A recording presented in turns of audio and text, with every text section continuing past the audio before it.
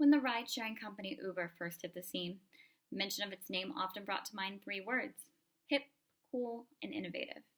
Nowadays, the mention of Uber brings about a completely different set of words.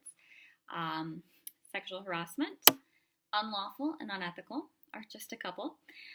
Mainstream media began to catch wind of the trouble brewing within Uber's formerly tight-lipped quarters in February 2017 when former employee Susan Fowler published a blog outlining in great detail the extreme amount of sexual harassment taking place within the company. From there, it all began to snowball.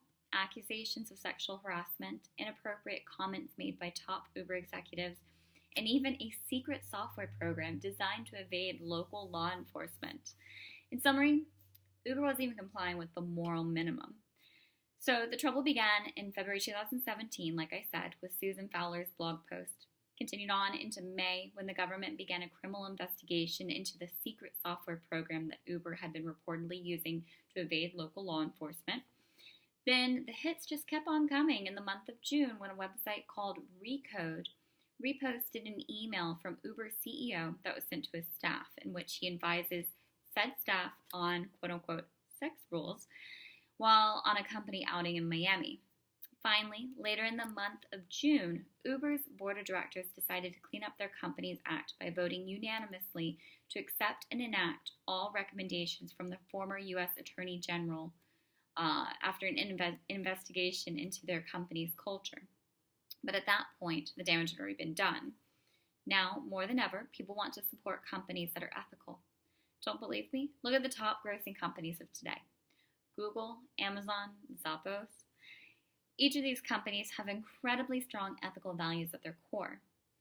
In our textbook, we even read how Google's own code of conduct starts with the phrase, "Don't be evil," then goes on to outline their stance of ethical values that go further than what even the law requires. Our textbook gives us an example of how Barings Bank, a 200-year-old British investment banking firm, was brought down by the unethical actions of one single individual. If a company with such deep roots can be brought down by one person, what chance does a young Uber have when it's brimming with unethical staff? What can Uber do now?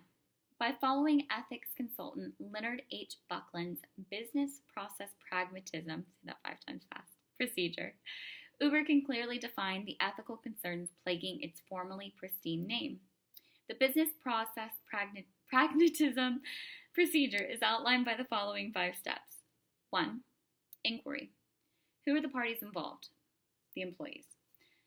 What are the ethical concerns? Sexual harassment amongst employees, as well as the unlawful use of specific programs to evade law enforcement. Number 2. Discussion. Possible actions.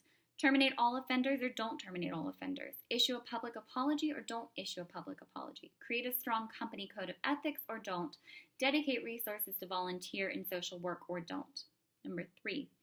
Decision. Consensus plan of action. Terminate all offenders, issue a public apology, create a strong company code of ethics, and then begin extensive social work. 4. Justification. Reasons for the proposed actions. Uber has to show the world that not only are they committed to being ethical, but they care more about other people than they do about their own pockets. 5. Evaluation. Was the solution effective? So yes, in summary, I do think that Uber stands a chance to recover from all of this unethical behavior, but only if they act swiftly. Tough? Yes. Possible? No.